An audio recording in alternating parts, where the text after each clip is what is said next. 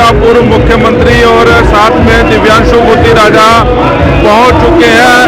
मतरोडा की अनाज मंडी में रैली हो रही है और आप देख सकते हैं पूरा का पूरा हुजूम जो है यहाँ पर पहुंचा हुआ है और पूर्व मुख्यमंत्री भूपेंद्र सिंह हुड्डा यहाँ पर पहुंच चुके हैं। बड़ी रैली को यहाँ पर संबोधित करेंगे और दिव्यांशु मोती राजा लोगों का अभिवादन जो है स्वीकार करते हुए नजर आ रहे हैं और साथ में इस राणा के विधायक बलबीर वाल्मीकि भी आप लाइव तस्वीरों में देख सकते हैं। आपको एक बार पीछे की तस्वीरें दिखाने की कोशिश करें कितना हजूम जो है इस समय पानीपत के मतरोडा की अनाज मंडी में इस समय आप लाइव तस्वीरों में देख सकते हैं। यहाँ पर दिव्यांशु मोती राजा के लिए वोट की अपील जो है भूपेंद्र सिंह हुड्डा करने आए हैं और भारी जन समर्थन दिव्यांशु मोती राजा को मिलता हुआ यहाँ पर दिखाई दे रहा है। तस्वीरें साथ के साथ शेयर जरूर करें। पूर्व मुख्यमंत्री भूपेंद्र सिंह हुड्डा स्टेज पर पहुंच चुके हैं और थोड़ी देर बाद अब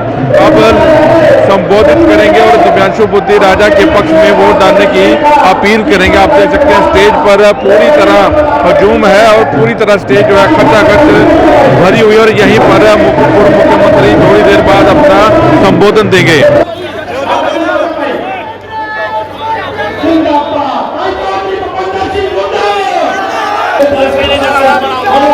ज्वाइन करता हूं और बोला आपकी तरह मैं आपका मदद करूंगा। मैं ज्वाइन मैं कहानी आपको जाकर भाई संदीप पासवान का आपके अंदर स्वागत करें। भाई का कांग्रेस पार्टी में अभिनंदन स्वागत। भाई संदीप पासवान के लिए 20,000 को वोट देनी है पानीपत ग्रामीण से। ये जो माहौल बदल रहा है, ये जो राजनीतिक हवा बदल रही है, ये इस बात का संकेत है कि हुड्डा साहब की अगुवाई के अंदर हरियाणा से बीजेपी जा रही है और कांग्रेस आ रही है। क्योंकि जन भावना इस समय कांग्रेस पार्टी के और आदरणीय हुड्डा साहब के नेतृत्व में है। लोग नजरें गड़ाए देख रहे हैं। इस सीट के ऊपर मात्र करनाल की नजर नहीं है। मैं बताना चाहूंगा कि करनाल लोकसभा की सीट के ऊपर मात्र करनाल के जनता की नजर नहीं है। करनाल की सीट के ऊपर पूरा हरियाणा उम्मीद भरी नजरों से एक एक मतदाता की ओर देख रहा है। वो ये देख रहे हैं कि 9.5 साल का जो कुशासन मनोहर लाल जी का रहा, जो 9.5 साल मनोहर लाल जी ने समाज के प्रत्येक वर्ग को सड़कों पर लाकर लाठी डंडे फेरने का काम किया, इलाके का काम तो नहीं किया, बल्कि समय समय पर हमारे बुजुर्गों को उनकी मान सम्मान की पगड़ी को पैरों के नीचे कुचलने का काम किया। और समय का चक्र है, समय का चक्र है। जैसे घड़ी की सुई में 12 के बाद 1 बजता है, आज समय का चक्र है। कभी वो समय था जब मनोहर लाल जी किसानों के रास्ते में बैरिकेड लगा रहे थे और आज वो समय है जब गांव के अंदर हमारे बुजुर्ग उनका बैरिकेड लगाकर रास्ता रोक रहे हैं। कि जिस गांव के जिस चौराहे से मनोहर लाल जी को अपना काफिला घुमा के जाना पड़ा, चौधरी भूपेंद्र सिंह हुड्डा जी के इस बेटे को उसी गांव के चौराहे पर लड्डुओं में तोड़ के आशीर्वाद दिया गया। अभी मनोहर लाल जी कुछ कह रहे थे कि कांग्रेस के जो प्रत्याशी हैं उनके ऊपर तो मुकदमे दर्ज हैं। भाई छाती ठोक के कहते हैं मुकदमे दर्ज हैं, लेकिन मुकदमे किस बात के दर्ज हैं? एक भी मुकदमा कोई व्यक्तिगत लड़ाई झगड़े का नहीं है। एक भी मुकदमा किसी और मसले का नहीं है। मुकदमे दर्ज हैं तो हरियाणा की आम जनता की आवाज मनोहर लाल सरकार के सामने उठाई है, इसलिए मुकदमे दर्ज हैं। मैंने मनोहर लाल जी को मीडिया के माध्यम से एक संदेश दिया कि मनोहर लाल जी, मुझे तो अदालत ने जमानत दे दी, मुझे तो अदालत ने जमानत दे दी, एक बार आप जनता की अदालत में तो आओ, जनता इस बार आपकी जमानत जब्त करने का काम करेगी, जमानत जब्त। मनोहर लाल जी अभी कुछ दिन पहले देख रहा था, झोलियां फैला फैला कर वोट मांग रहे हैं और कह रहे हैं कि जो कमी रह गई अगली बार पूरी कर देंगे। अगर 9.5 साल काम किए होते तो मुझे नहीं लगता कि अब झोलियां फैलाकर वोट मांगने की जरूरत पड़ती। चुनाव अब जिस रफ्तार को पकड़ चुका है, एक आखिरी संदेश मनोहर लाल जी के नाम।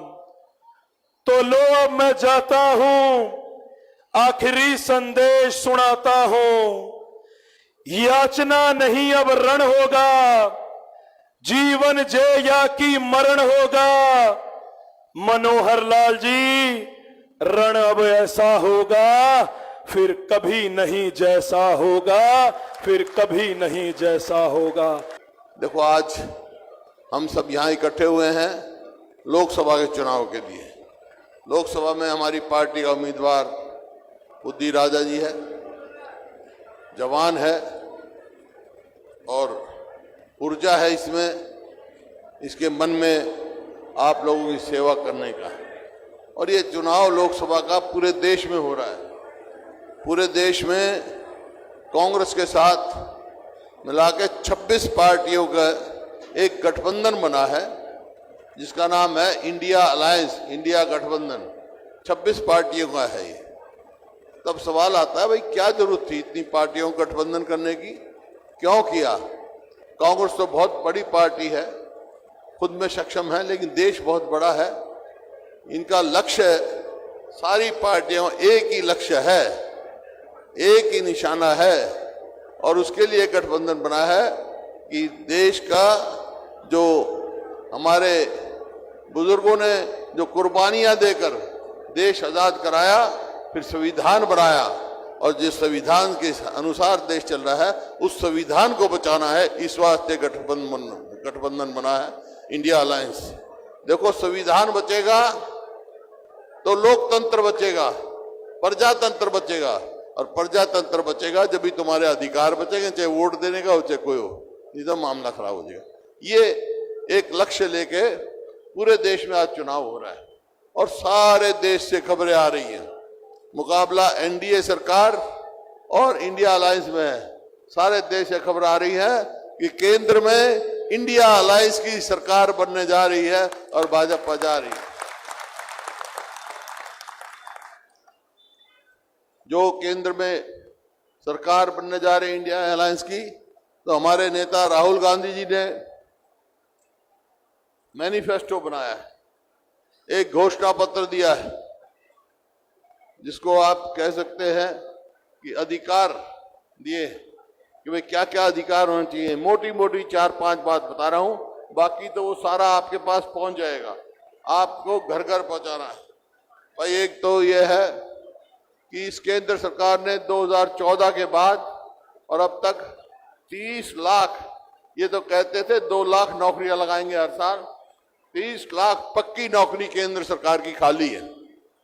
तो राहुल गांधी जी ने जो बनाया है उसमें लिखा है कि ये जो 30 लाख नौकरी है, 1 साल के अंदर अंदर वो 30 लाख केंद्र सरकार में नौकरियां लगाई जाएंगी।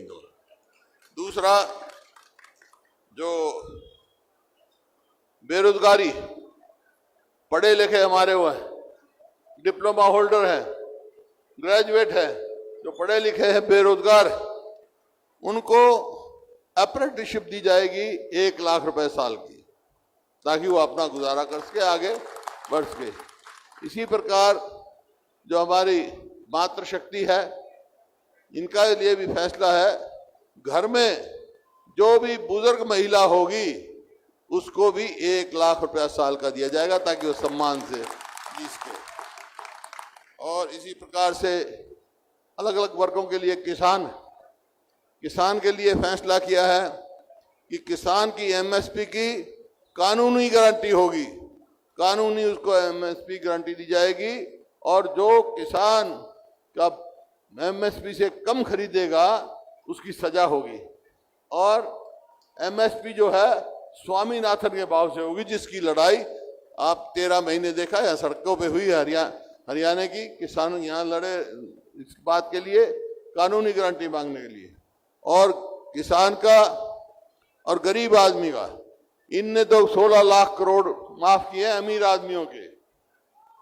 कांग्रेस की गवर्नमेंट करेगी गरीब आदमी का और किसान का कर्जा माफी से लेके कर्ज मुक्त तक ले जाएगी। और जो ये आंगनवाड़ी वर्कर हैं,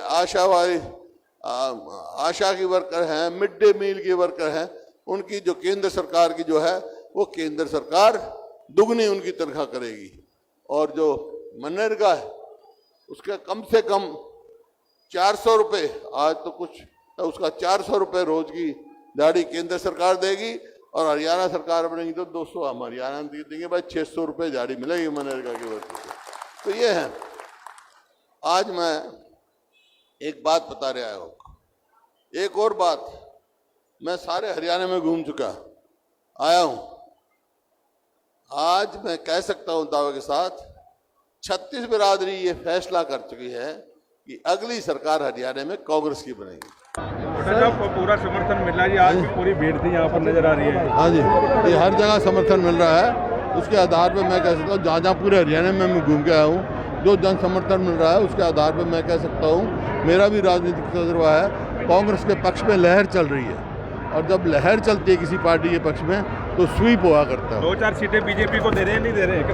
जब मैंने कहा कांग्रेस के पक्ष में लहर चल रही है तो जिस पार्टी के हित में लहर चलती है ना वहाँ स्वीप हो जाता है। हरियाणा में सरकार आ रही है जी, वो तो चुनाव होगा तो बनाएंगे लोग, मन बना